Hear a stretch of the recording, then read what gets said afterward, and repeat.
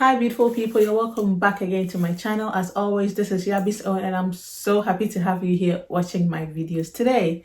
In today's video, I'm just going to do just a few tips to share with you, especially if you're a firstborn child, especially if you're a firstborn child from an African home, if you're a firstborn child from an African home living abroad, if you're a firstborn child from an African home living abroad and you are a female.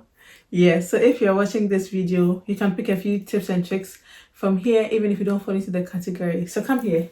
Today, I think this shirt I'm wearing is a representation of what I'm going to talk about. Obviously, is a woman with bright red lips, her eyelashes on, and she's actually very beautiful. And like me and so many other women out there, we're so beautiful, we're poised, we're motivated, and we have so many goals that we set for ourselves. Now come here, sisters. I'm talking to my sisters, yes, but if you're a brother and you're watching, you can take a cue or two for yourself and also for your sister or your wife or your bestie. Okay, so I am an African woman. I am a female, and I am the firstborn female in my family, and I can relate with some of the things I'm going to talk about. And these are pointers on how we can reset, relax, and also sometimes not get overwhelmed by all the expectations on us as African women. As I'm reading these out, I'm also taking notes for myself because I very much fall into this category. Coming from where we are, Africans are very communal and we like to support each other. Exactly. Africans are very communal and we know everybody in our house, in our compound, even from our house all the way to this junction or the next street. We literally know everybody, and even sometimes by their names, because we're very communal. You're greeting everybody here and there. So once you start going into adulthood, there are certain expectations of you, even though it's not verbally said out loud. You just know that there are some things you will naturally do or you naturally gravitate towards because that's what you have seen people do, and that's also what you are expected to do. Especially, it's just something we know growing up. Like, you know that, oh, when you grow up and you reach a certain stage, it's expected of you to support your younger ones or people behind you. It's just something imbibed in us. Like, nobody's standing on our necks to do that, but it's just something that comes also from our culture, and it's very, very easy to get overwhelmed by this. Regardless whether you're even from Africa or you're from other parts of Europe, US, whatever, I'm sure you can relate on a different level because some cultures have similarities across the oceans or across borders. So one of the things I'm going to talk, one of the ways I would say we can relax is to set boundaries. Setting boundaries can be quite difficult. Learning to say no, learning to say, oh, next time, or I'm not able to do this time, or I'll do this when I'm ready.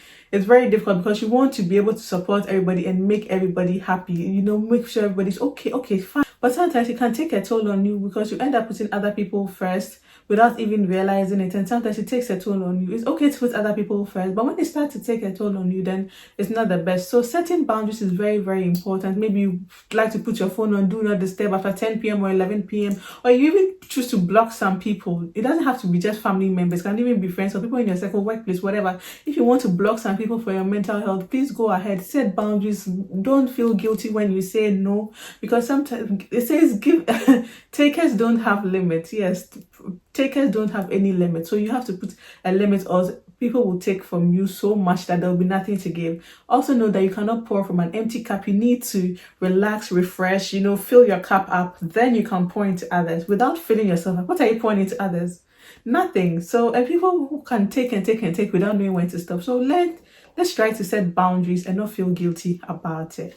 The next thing is to schedule some me time. This is something I used to do a lot. I used to do a lot of walking, also especially in the summer. I used to go jogging here and there.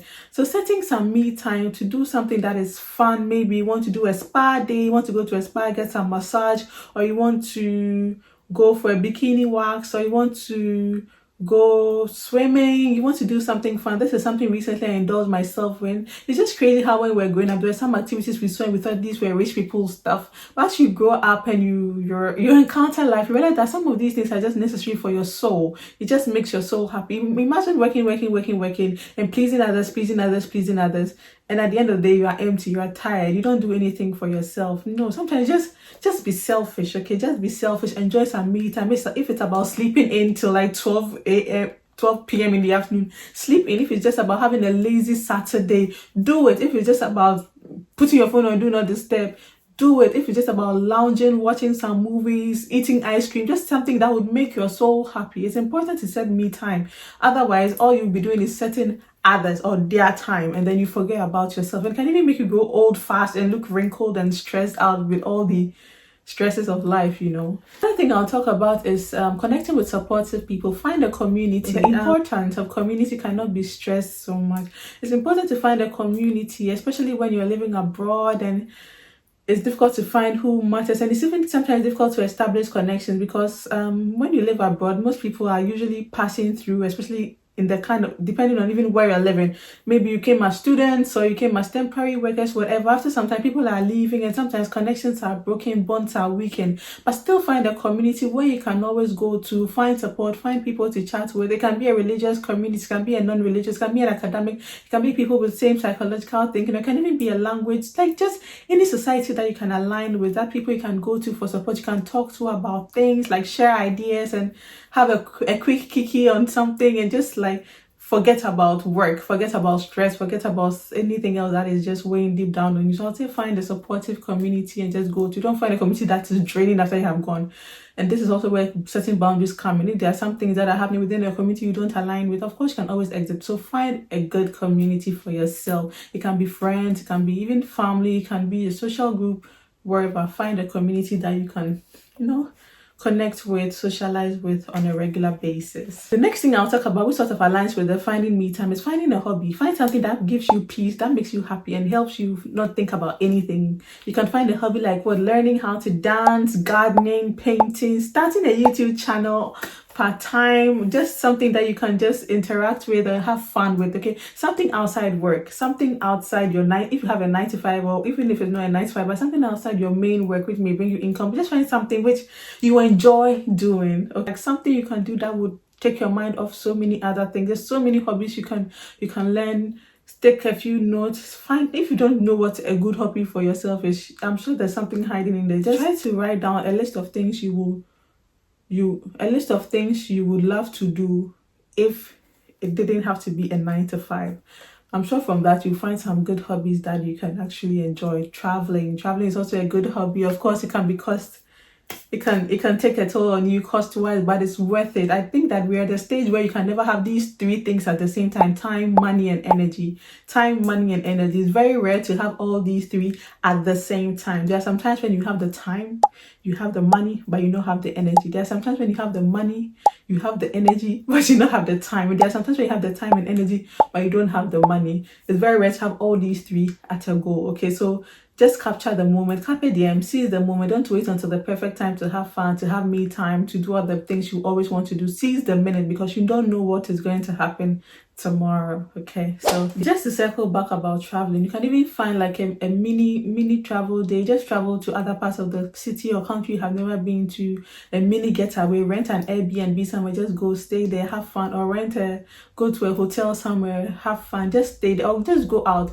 just travel outside your city, travel outside your environs, go to somewhere you're not so familiar with, a touristic site or just a place to indulge in nature. Just travel, explore the world, discover new places, new cuisines, new cultures, new people. Okay, just something out of the ordinary. Sometimes we have routines and things we do all the time, and sometimes it helps to break away from routines because it gives you a different exposure to life and all the good stuff that come with it. Exercising is also important. I talked briefly about it, that I do, although not so much, but I used to indulge a lot in walking and not running per se, because I'd be walking like quarter the time. I'd be running and walking, but like just find something to exercise. Find some kind of exercise to do. If it's something you want to do with cardio, just find something that would help with your cardio. If you want to do some weightlifting to build your muscles, you want to gain some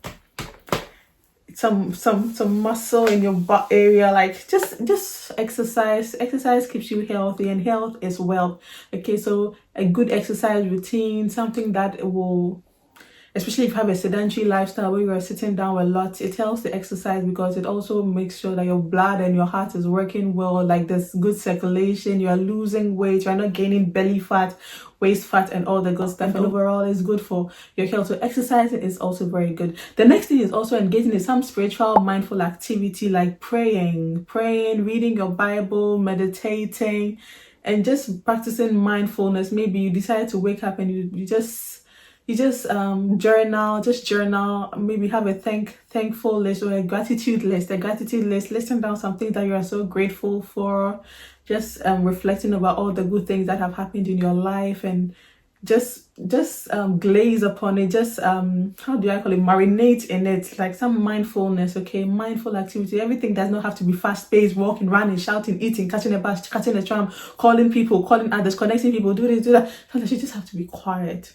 Okay, just have to be quiet. And sometimes we just have to be quiet and be also able to hear from God, because there's so much chaos in our lives, so much noise, social media, the phone, YouTube, Instagram, some WhatsApp, notifications from here, notification from there. You try to do something, oh, there's a notification, you try to look at it, the next moment you're on YouTube, you forgot what you're doing. Since it's okay to just shut everything down and then practice some mindfulness, enjoy the peace, enjoy the zen, connect with your maker, in fact connect with God, find Jesus, and establish a relationship with him. These are some of the ways I am relaxing. I am trying not to get carried away by all the expectations of a firstborn African woman in the 21st century. Okay, so finally, one thing I also recommend is talking professionally to someone.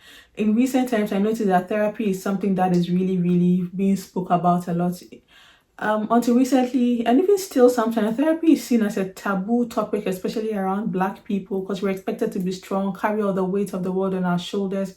And also, I also think mainly because for Africans, we sort of have an inbuilt therapy session with our communities, because you live in a community, you are talking with people, you are sharing your problems with your cousins, your uncles, your brother, your sister, your mom, and then you feel good after that. But when you travel abroad, there's really nobody to share that with. Of course, you can share it back home with the people at home, but the dynamics change because you're not at the same place. There's no physical contact and everything. So I noticed that most people in the Western world do indulge in a lot more therapy because I think it's a lonely world out here, and people's family dynamics outside Africa are really quite different from back home. Back home is so communal, and you can talk to people about almost everything you can think about. Just having some good interaction, connecting with people, hanging out with people. It's very easy to do compared to back here when you have to schedule appointments, find out when somebody is busy. No, back home you can literally just walk and visit someone if it's not always the best. But you almost always have somewhere to go, somewhere to just forget about stuff with.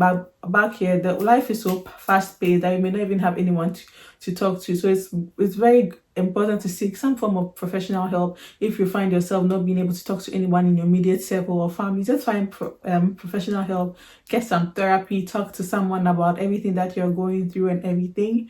Honestly, I haven't been to therapy, but I feel every single person in this life needs some form of therapy. So I would say maybe my therapy hasn't been professional, but I do have people I talk to on the side. Like I mentioned earlier, talked about connecting and finding some supportive people to connect with. I think that is some form of therapy for me. But the therapy professionally is really something I like to explore.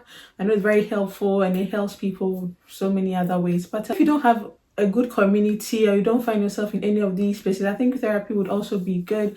But I also think that there are also other ways outside these points that I've mentioned that you can relax and not get overwhelmed by all the demands on us as African women in the 21st century. So I hope you enjoyed this video. This is a very mindful video, very simple, down to earth. I may have missed so many points, but if you can relate to some of these things I'm talking about, I beg, just leave it in the comment section. Let's connect in the comment section. Kindly leave a like, subscribe to this video, and hopefully we'll have some more of such videos coming your way. I really hope you enjoy this. Put yourself first. It's okay to be selfish a little bit, because at the end of the day, when you are normal, all these people, all these situations are still going to move on. So imagine killing yourself for all of these things, and these things are not affected in sort of by your death. So please always try, put yourself first. Don't overdo it, don't overthink it. There's always limits to everyone. Most importantly, take care of yourself first so that you can be able to pour from a full cup instead of an empty one. Thank you guys once again. As always, my name is Yabbies on, and I'll see you in the next video. Ciao.